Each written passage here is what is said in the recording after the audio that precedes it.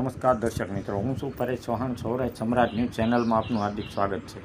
અમરેલી મુખ્યમંત્રીએ વેપારીઓ સાથે વેપાર ધંધા વિશે વાતો કરી દુકાનો પર સ્વદેશી અપનાવવા અંગેના સ્ટીકર લગાવ્યા. મુખ્યમંત્રીએ અમરેલીમાં વેપારીઓ સાથે રૂબરૂ મુલાકાત કરી હતી. દુકાનદારો સાથે તેમના વેપાર ધંધા વિશે વાત કરી હતી.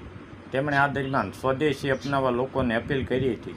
આજે અમરેલી જિલ્લાની તમામ મુખ્ય સહકારી સંસ્થાઓની વાર્ષિક સાધારણ સભા અને સહકારથી સમૃદ્ધિ કાર્યક્રમનું આયોજન કરવામાં આવ્યું હતું.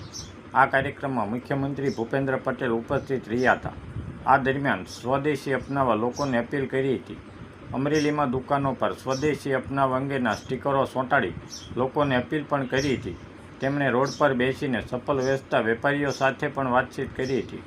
અમરેલીના ટાવર ચોકમાં વેપારી મંડળના લોકો સાથે વાતો કરી. મુખ્યમંત્રીને મળવા લાંબી લાઈનો લાગી હતી.